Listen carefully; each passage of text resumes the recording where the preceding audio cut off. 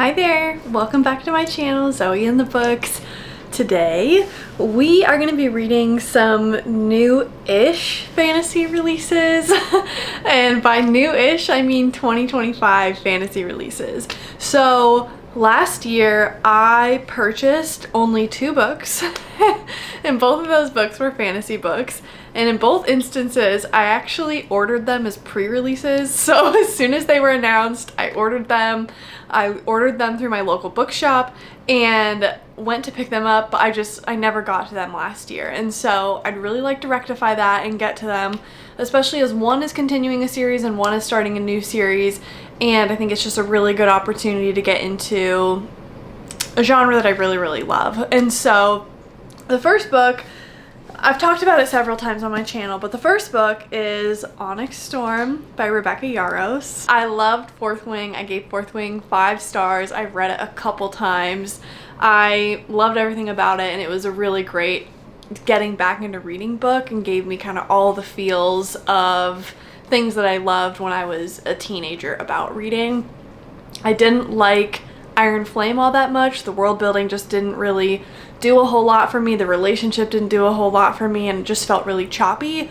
And so for that reason, I've really held off picking up Onyx Storm. In fact, at one point I did pick this up. I think I read like 4 or 5 pages and I wasn't in the mood for it. I just couldn't get myself to do it. But I think I'm finally in a headspace where I've had enough time between Iron Flame and this that I think I can meaningfully enjoy this. And so I'm really looking forward to seeing what Onyx Storm has in store for us and what sort of antics we're going to be getting up to, especially after kind of an ending in Iron Flame that let me down a little bit. So this is a book that we're going to be reading during this vlog. The other book that we're going to be reading is Anji Kills a King by Leikam. I really don't know a whole lot about what this book is about, aside from kind of what the title describes, which is that our female protagonist kills a king and then, I don't know, some shenanigans ensue. But beyond that, I really don't know what this book is about. But Leikam is kind of a social media influencer. He has his own podcast and he provides a ton of recommendations in the fantasy genre. And so when I found out that he was publishing his own fantasy novel through the Tor imprint, I was really excited to read it and just wanted to see what it was about and kind of what his style of fantasy writing would be. On the back there's comps to or maybe it was on the front, I don't know, I read somewhere that there's comps to R.F. Kuang and Joe Abercrombie, so kind of more of the grimdark style fantasy. So I'm really interested to see if he kind of lives up to that style or if he has his own voice in that kind of subgenre of fantasy. And so yeah, these are the 2 books that I'm gonna get up to reading during this vlog. I'm gonna read these 2 books that I purchased in 2024, picked up in 2025, and I'm really excited. Let me see, when did I buy this? I received this on May 11th, 2025. I bought it on October 10th of 2024 for Anji Kills a King. And for Onyx Storm, I bought it on September 20th, 2024, and I received it on January 16th, 2025. So I've had both of these for over a year. Well, I guess not quite Anji Kills a King. Not quite. But almost a year in one instance and over a year for the other, and I just haven't gotten to them. But really excited, 1, to dive back into this world, and 2, to start a new series and see if it's one that I'll be continuing on. So I hope you'll join me for the journey. And I'll check in with you when I start one of them and get into it a little bit. Talk soon. Good afternoon. I am making lemon pound cake, and Obi, what the hell? What are you doing? Hi. I wanted to provide, I guess, a brief update about Anji Kills a King. I have it with me. I've started it. I'm about 60 pages in, and I guess I can tell you briefly what's been going on. So far, as the title suggests, Anji has killed a king. Anji worked in the palace as a laundress, and we also found out previously to working as a laundress, she also used to work in the stables, but she was being bullied pretty badly by the stable master's son. And so she got into a fight with him and was moved to working inside the castles in the laundry kind of department. And then one day she got into close contact with the king and had her father's old knife on her and slit his throat. We haven't really discovered why she killed him, aside from there's been hints that there's kind of popular discontent among the people. People didn't like the king. What's that? At least that's what, I mean, that's been hinted to. Like, there's popular discontent around the king. Anji has said many times he's a bad king. I didn't like the king. He's not doing a good job. The poverty that we're seeing, the people who are living in bad conditions, whatever, it's the fault of the king. But beyond that, pretty surface level, like, we don't know why she killed him. So, you know, we're only 60 pages in, about, I guess, 20%.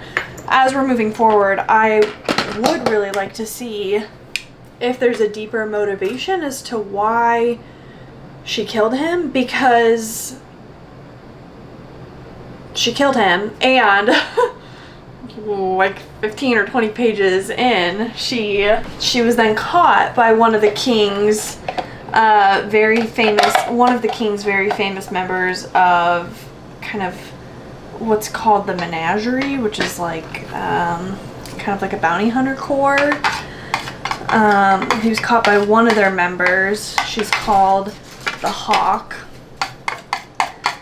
She's like an older woman, and she has the ability to bind Anji to her. So Anji has tried a couple times to escape, and hasn't had a very good time of it. In one instance, she like was able to get her, like, the ropes off her feet and get like 250 yards away or whatever. Like, fell smack on her nose, broke her nose, bleeding everywhere, not having a good time. Okay, so all this is to say, I'd really like to have a better understanding of Anji's motivations, because she threw away her life, her earnings, her relative stability to get caught by these, like, a really famous, really powerful bounty hunter within a day of committing this murder, or regicide, you know, and for what, you know? Like, it's one thing to have a bad king, but I imagine there has to be something deeper to it.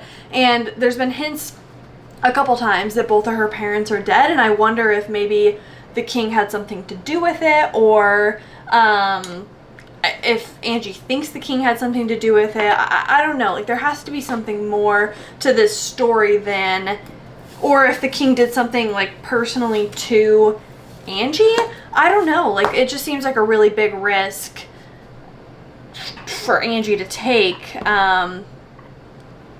for there to not be something deeper to this. So as I read through it, I really am just curious to see if there's a deeper motivation. And if there's not, I guess I'm just gonna be really surprised, because yeah, she's just,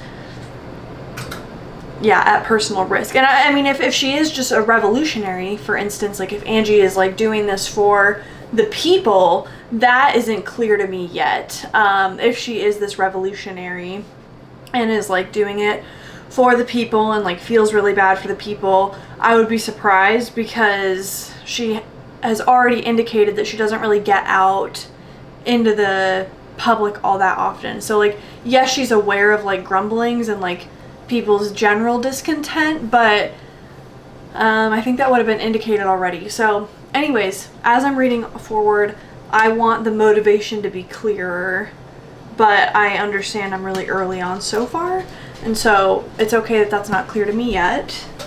Okay, I'm also really interested.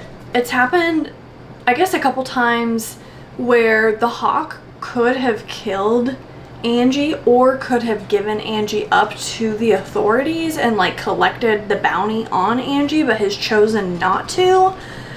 But it's not clear why she hasn't.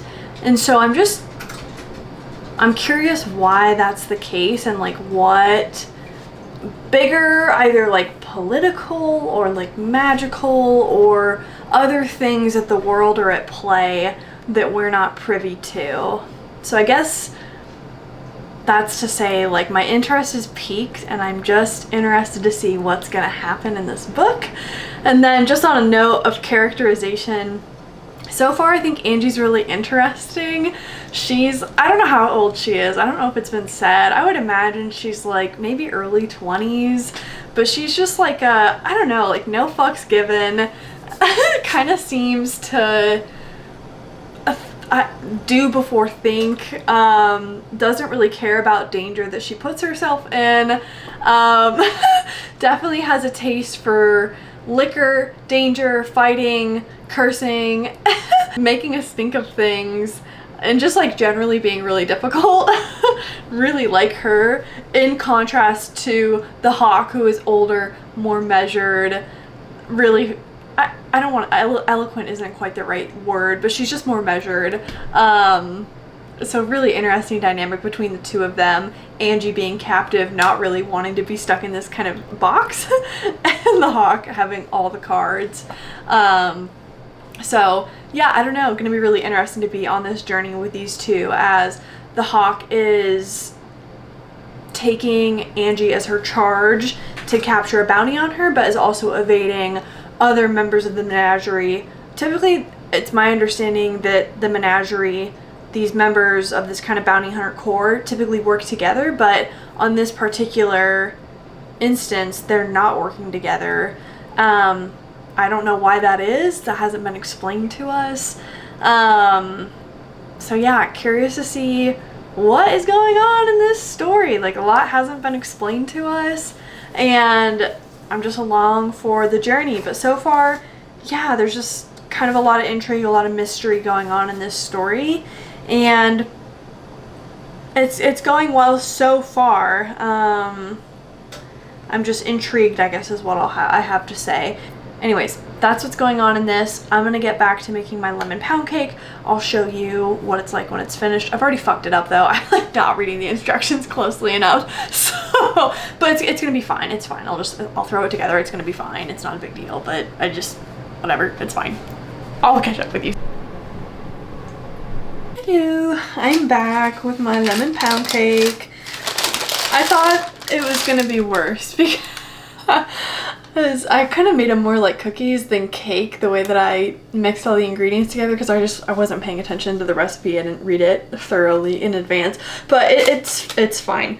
And also, I said I was gonna need to cook it for like 60 minutes, but I only needed to cook it for 45. I started to smell that it was cooking, and when I put the toothpick in, it was done at 45. So anyways, it's been resting in the pan for 15, and it's time to take it out. So let me do that now, and hopefully it's good to go.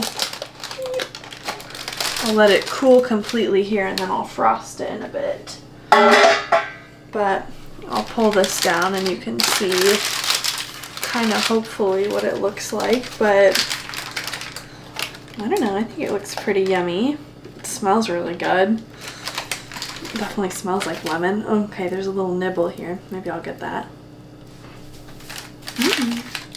Tastes good.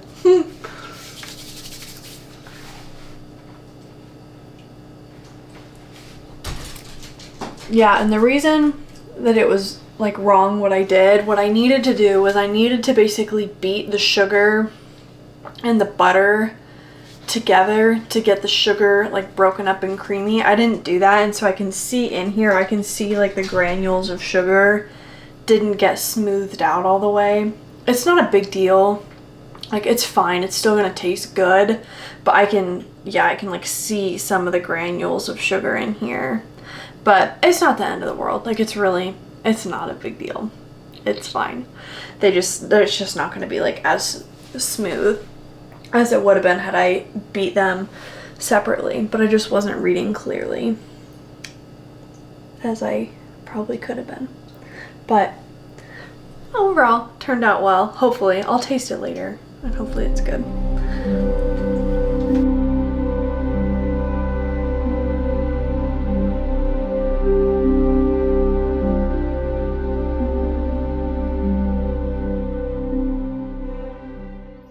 Moment of truth.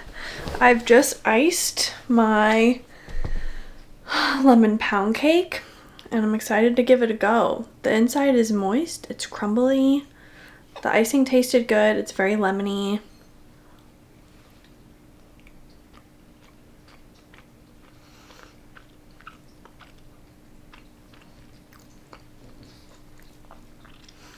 Tastes good.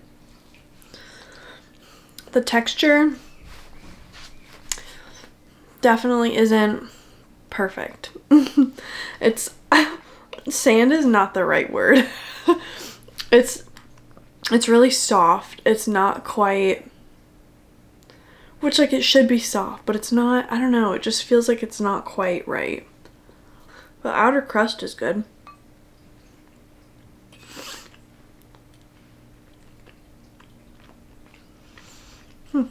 Okay.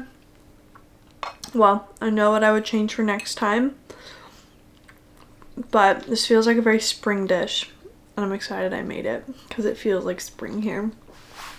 In fact, it almost feels like summer. Like the last couple days has been in the 90s, which is crazy for April, mid-April, no less. But next week is going to be in the 70s, which feels appropriate. But like the irises, for instance, are blooming way earlier than they should be, it feels like. And yeah, just it being in the 90s is too early. We just planted our garden, and I don't know, I'm worried that it's too hot too early for some of the plants that we're planting, but it's not bad. But I can do better, and I know that. Okay, I want to provide just a little update about Anji Kills a King. I'm now 200 pages into this book. When I last updated you, Hawk who's a member of the menagerie, again, the bounty hunter corps who is employed by the king and the Senate, who have been kind of loosely discussed and alluded to, but we really don't know anything beyond that. Every member of the menagerie represents some different animal and has some different power. The hawk, as I mentioned, has struck out on her own, has found Anji, and is intent on operating separately from the rest of the menagerie and delivering Anji for this incredible sum that they are offering for Anji because she killed the king.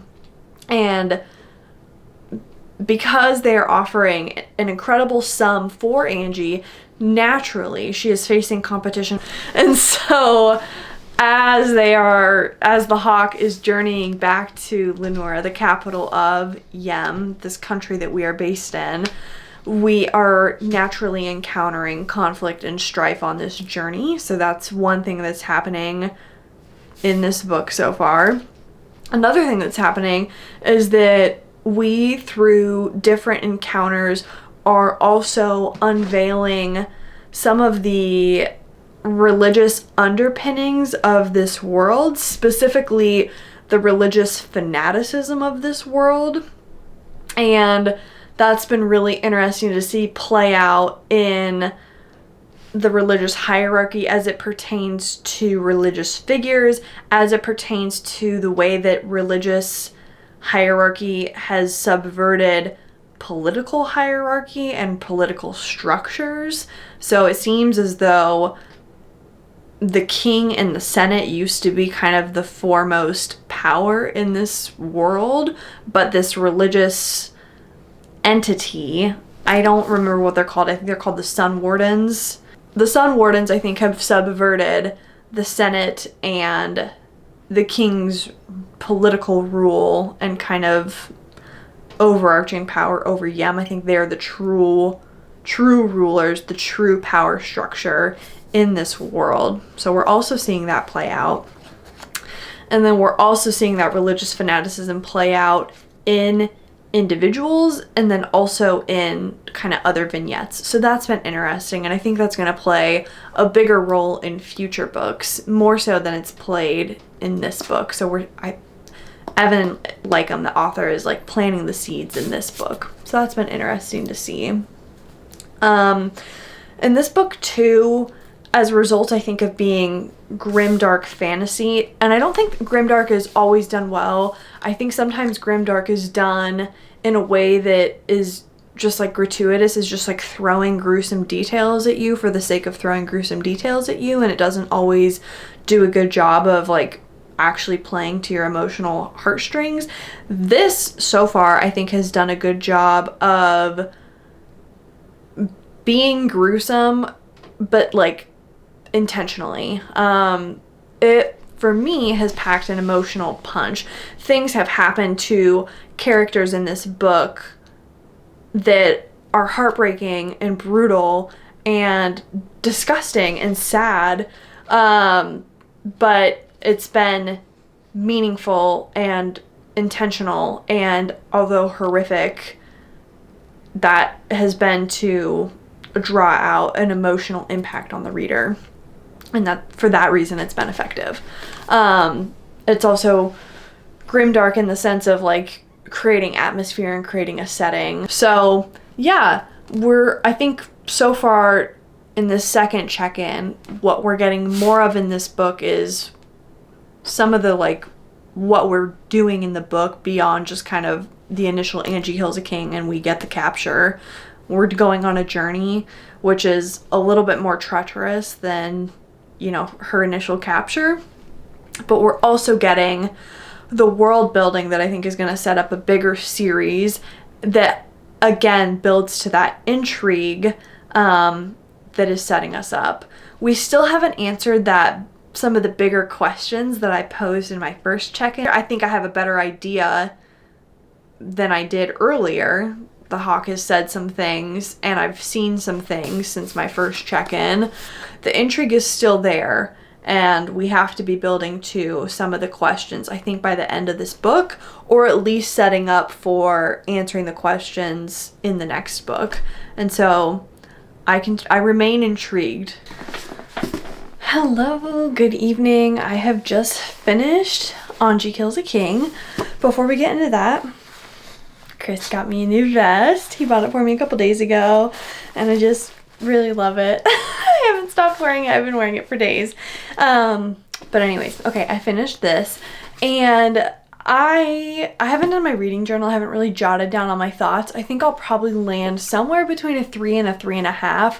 I'll put on the screen kind of where I've landed, but I'll just say, for as much as I was kind of intrigued in the first half of all these different questions that I had about the world and some of our different characters' objectives and motivations, that wasn't enough to sustain me throughout the rest of the novel, because we were basically on, I'll say, like a prolonged road trip or a prolonged backpacking trip, and watching the characters then just kind of interact with each other and have kind of the same repeated sort of conversations with each other, while in the background I'm left with kind of the same questions over and over that weren't being resolved for, you know, like 300-ish pages. And then in the last 50-ish pages we got a pretty good payoff, I would say, to some of those questions.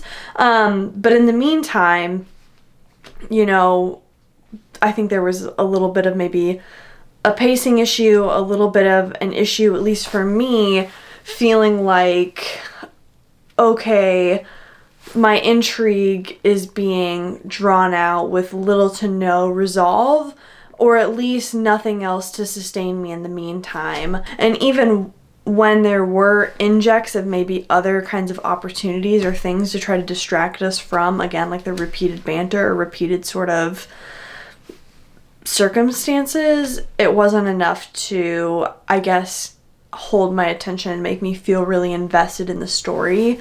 But that being said, I do feel like the last 60 pages was a decent payoff and was interested. I certainly was shocked at the ending.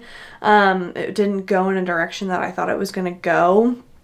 I wasn't sure how the ending was going to resolve, and I was surprised in how it did. And I think this book was very much a setup for the second book. I don't know if I'll continue reading on.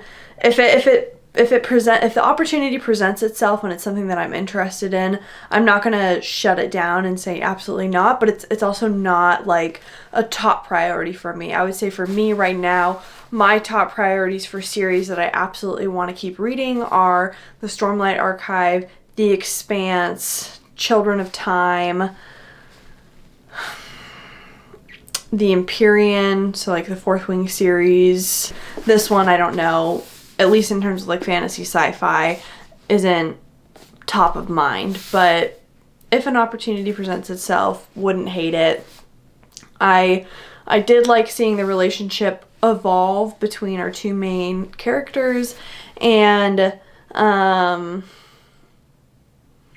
don't know, I don't think this will be for everyone. I think one of the common complaints that some people have about fantasy of people like walking and walking and walking and going on quests, like this book definitely did that, and it's not going to be for everyone. Yeah, overall for a debut, I think it was an interesting approach to fantasy, to grimdark fantasy, while trying to infuse elements of political commentary, and also like social issues. There was definitely some of that. And there are other elements of this story that I didn't talk about that I think if someone were to read it, like there's a lot in here that I didn't talk about that you would get to kind of uncover for yourself and see if that's of interest to you as well. So those are my thoughts on Anji Kills a King. I think it's a cool title, and I really love this cover. I think it's a really, really beautiful cover. And the second book has been announced. I don't remember the title for it, but the cover is really, really, really pretty. So that'll be coming out at the beginning of 2027 if people are interested in, so far, what's a duology. Maybe we'll be expanding. I don't know. I couldn't really find information about it on the internet about like what this series is going to evolve to, if it's going to be a duology or anything more than that. But the second book has been announced, and I guess if that piques your interest, kind of this sort of grimdark world and what's going on in it, there's at least 2 books that are going to be in the series, and this was an interesting first book. But we're going to dive right after this. I'm diving straight into Onyx Storm. I'll be back with updates very soon, I'm sure.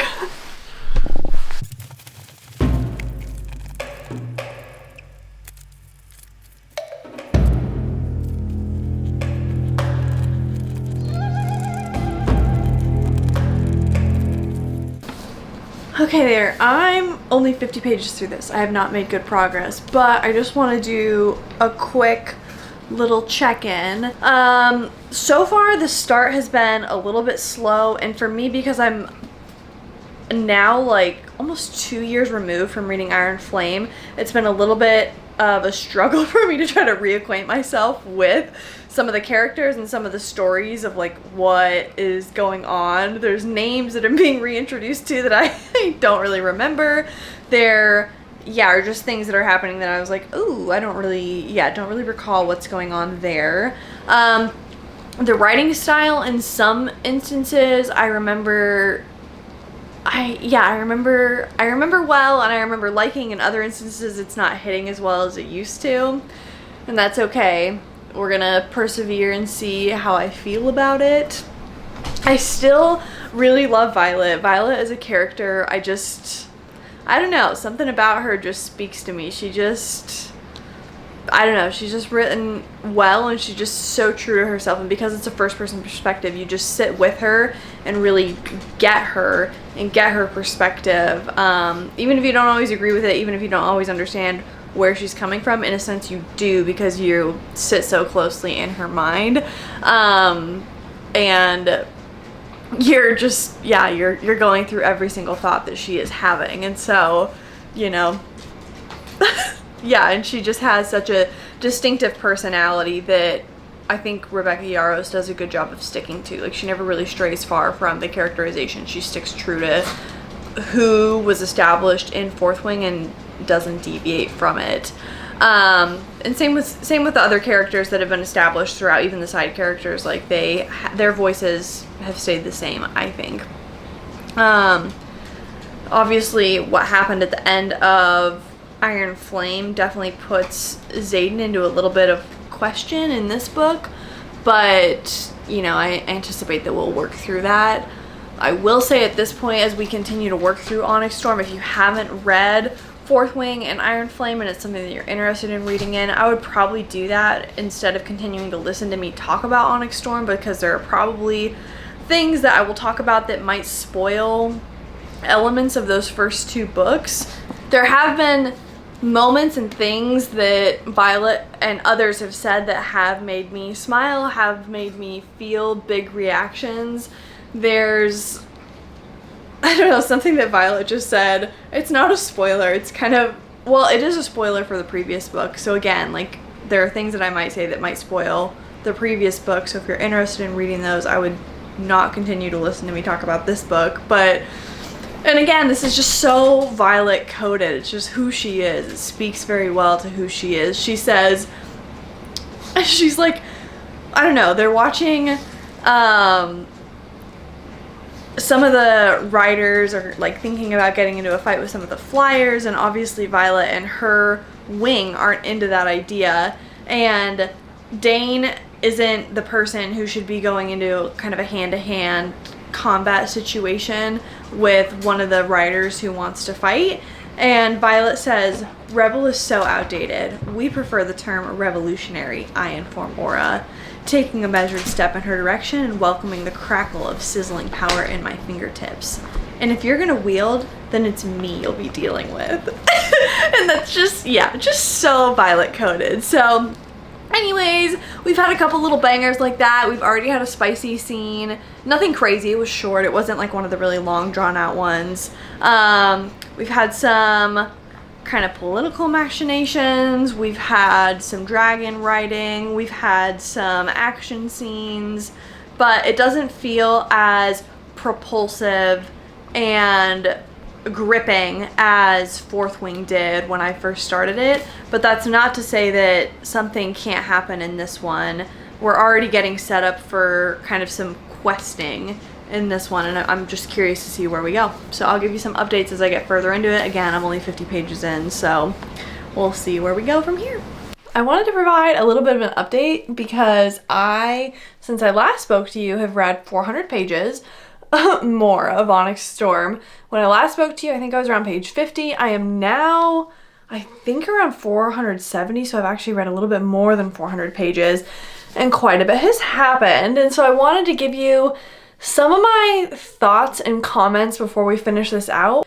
Basically, for the first 350 pages, I feel like this book was trying to figure out what it wanted to do, and like also just trying to settle into itself. Like Rebecca Yarros, I feel like, especially for the first 250 pages, she was like writing like she was in a frenzy. It was almost like she was like writing maybe like a first draft and trying to get it to an editor and trying to be like, okay, like this is my vision, this is where I'm going. I'm trying to balance, like, we're doing battles with the Venin and we are in school, and also we're going on a quest to try to figure out stuff that we've discovered from Iron Flame about Andarna and about Xaden and about all these other things, okay? Like, I'm trying to balance those three things, and it's going to be kind of a roundabout, merry-go-round, and we're going to do all these things, and I'm going to fit it all into this book. What do you think?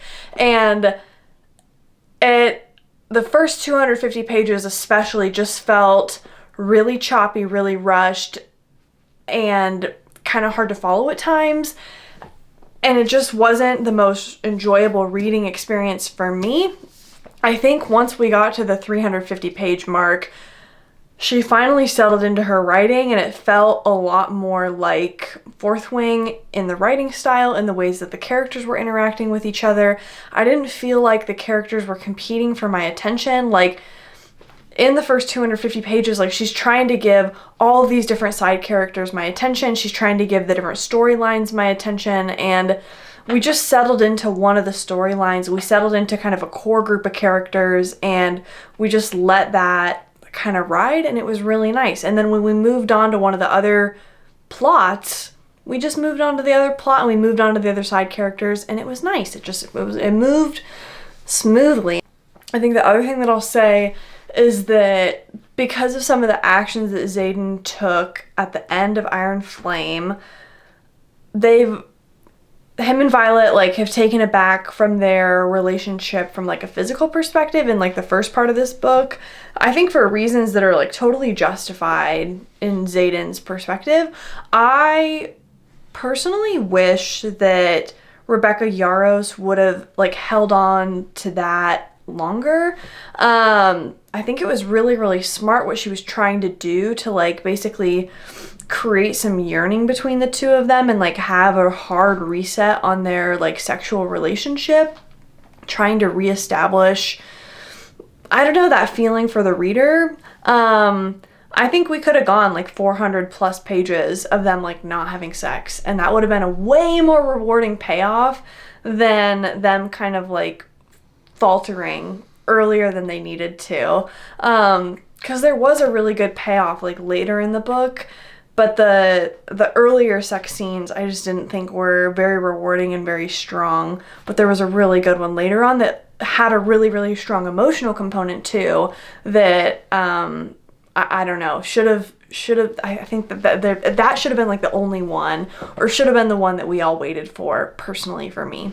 I will say I also have enjoyed getting to spend some more time with Rydok in this book. I really, really liked that. I am a little bit perplexed and confused about one of the like Venom kind of villains in this book, especially like some of the powers that have come to be.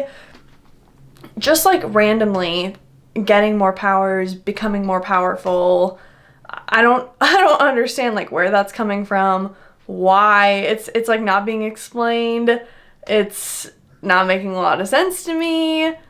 At least like how I understand powers in this world, in this setting, it's just not clicking to me. It's not making sense. I think it's probably a topic for the next book, or maybe we're gonna get it in the final 50 pages, but I am just really perplexed. It just feels like, oh, we're just gonna keep like making things more complicated for the sake of making things more complicated, and too bad. Deal with it. Writers, deal with it. Little humans.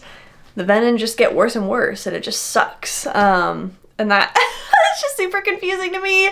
I will say I really liked the idea of going on these quests to try to find out more about Andarna's kind, and to try to like get additional allies to fight in this war, and also to try to like deal with whatever's going on with Xaden. I thought that was really cool. We got to learn more about like different people and learn more about the world, and also just like have a break from the school and have a break from the war and get to learn more about different characters. I really liked that. I will say there's like every single island that we're going to has these like crossbows that are intended for dragons, and I couldn't get out of my mind what's going on, like the Game of Thrones crossbows that were developed for Daenerys' dragons. And I don't know if it's just me, but like could not get that out of my mind. Couldn't get the possibility of what happened to one of her dragons out of my mind.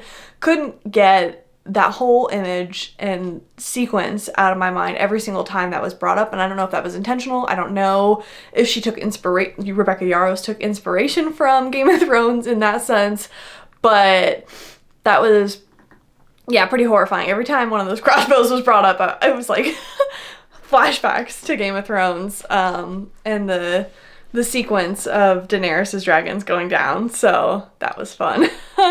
There have been a couple surprises in this. I feel like I said, the first 350 pages were like pretty meh. I was just kind of like going along. I was like, okay, yeah, like we're at school, we're questing, we're doing whatever. But so far in the last 100 pages, there have been like things happening on the quest, in battles, in even like kind of the school environment where I'm like, oh, what? Oh my God, I can't believe that happened. And I like, even just like in the last like 15 pages that I just read, I was like, oh my God, I can't believe that just happened.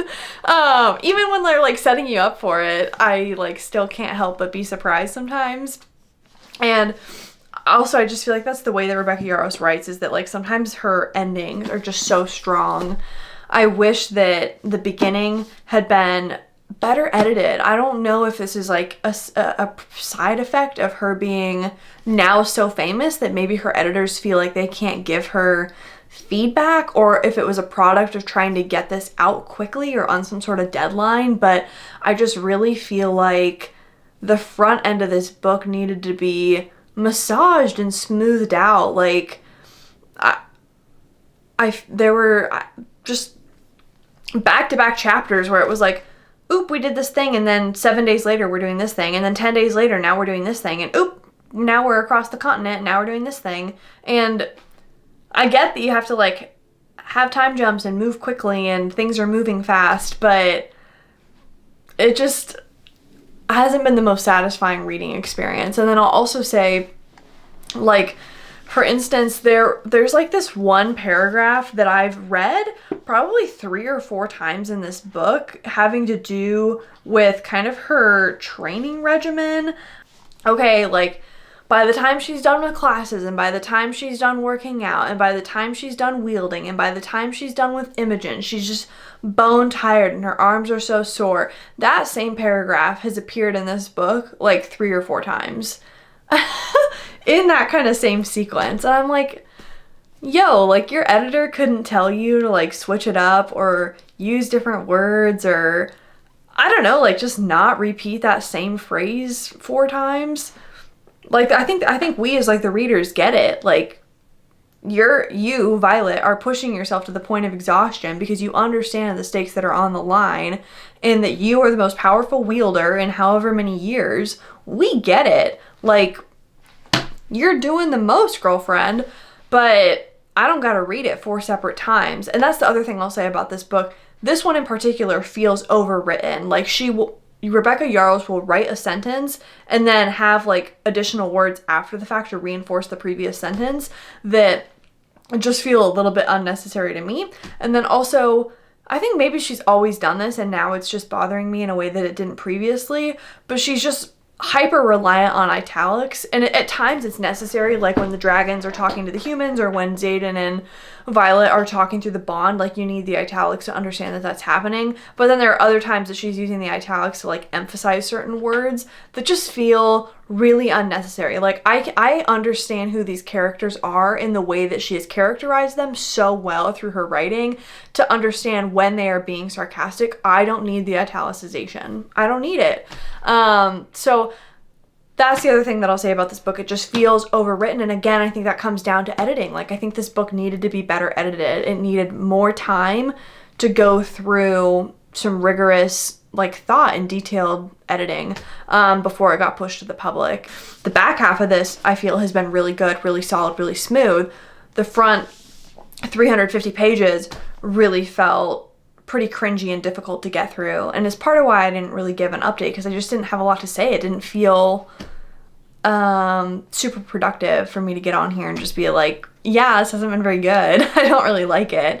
I wanted to kind of compile all my thoughts and give them to you here, but yeah, now I'm at a point where it's been enjoyable, and I want to take the opportunity to kind of read through the last, I think, 50-ish pages and just see where we go from here. So I'm gonna, I don't know, I might make some tea. I haven't decided, but I'm gonna read through the last 50 pages and I'll give you my thoughts when I'm all finished.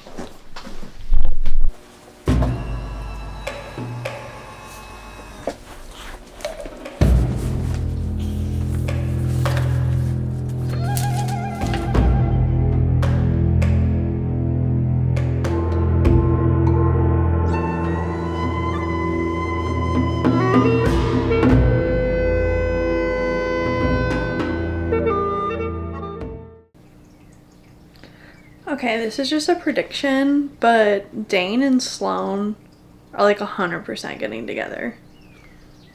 Just my 2 cents. just my 2 cents.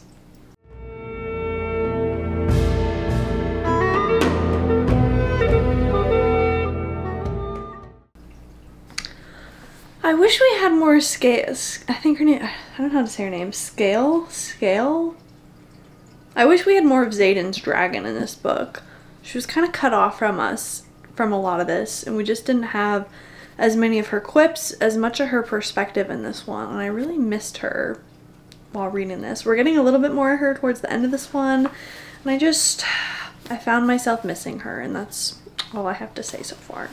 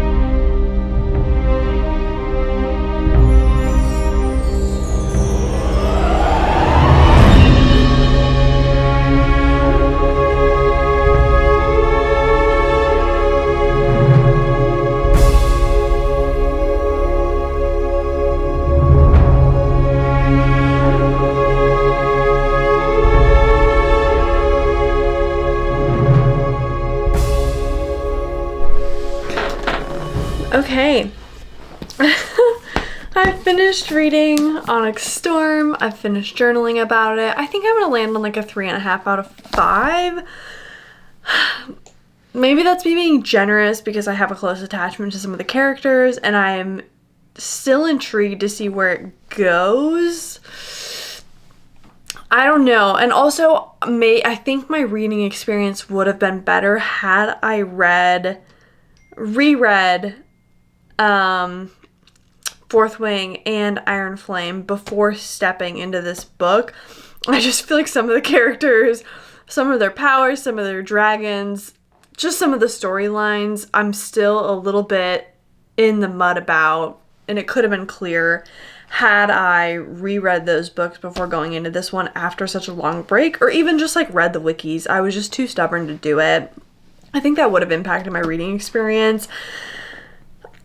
I've already gone through like all the kind of challenges that I saw with this book. I will say I think one of the things that I think this book did really well is that, and just in general that I think Rebecca Yarros does really well, is characterization. Her characters are really, really strong. You know who her characters are. I think they stick to who they are, what their motives are, what they believe in, and just like their personalities. Like that shines through in all of their interactions and in their behaviors. And that's not to say that they aren't willing to change, that they aren't willing to change their perspectives. Of course they are, and they're willing to grow, and you see that in this book. That's one of the things that I really like about this book, is that I think Violet in particular, although she's like sassy and like, I don't know, is like willing to, you know, stick her chin up and whatever, do that in the first 2 books. This book was very much about her trying to step into kind of a leadership position and be confident, whereas in the previous 2 books, she has very much been willing to defer that to Xaden, to Rhiannon, to literally anyone else, whereas this book, she had to take a little bit of ownership and get comfortable with being really one of the most powerful people in the continent, in this world, and take some ownership for the decisions that she makes and the consequences of those decisions, and just being, again, having to roll with that and be confident with those decisions. And, you know, I appreciated that. I liked that. The end of this book, I'm like pretty heartbroken with the direction that it's going in, just like I was with Iron Flame. I'll just be curious to see where the next one goes, and yeah, I guess like just, yeah, how we're gonna, I don't want to say get out of it, but just like what happens, where we go from here, and what's next for all of our characters, and in this big conflict with our dragons. This world has definitely gotten bigger as we've tried to build alliances and bring in additional factions. I wonder like what's going to tip the scales, what's going to be the thing that tips the war in either direction. I just don't know. And I also like I said earlier, I just don't have a clear understanding of the Venom anymore. Like, I feel like we were told things in Iron Flame that were kind of negated in this book, but weren't explained in this book. And so I'll really be looking to the next book to try to help us understand like what is really going on, why they have the ability to do things that they weren't previously able to do, to my understanding. And just like what is going on. I don't think this was her best work. I really think it needed to be edited better. I think the next one needs to be edited better. It was my understanding that she took some time away between Onyx Storm and the next one that's coming out. But I think she's back to writing, and you know, we should be anticipating that hopefully in sometime in 2027. So I hope a little bit of time away did her some good, and that she's like taking a break to like, I don't know, settle herself down. I know the rise to fame has probably been a lot for her. So yeah, I just hope, you know, taking care of herself and isn't feeling too much pressure and like expectation from people. And it's just like writing the story that she wants to write, but is also like willing to take feedback from editors that she trusts to deliver an excellent story, because I'll look forward to seeing the final 2 books and delivering it to an excellent conclusion. But that's everything that I'm going to be reading for this vlog. We will talk very soon. Bye.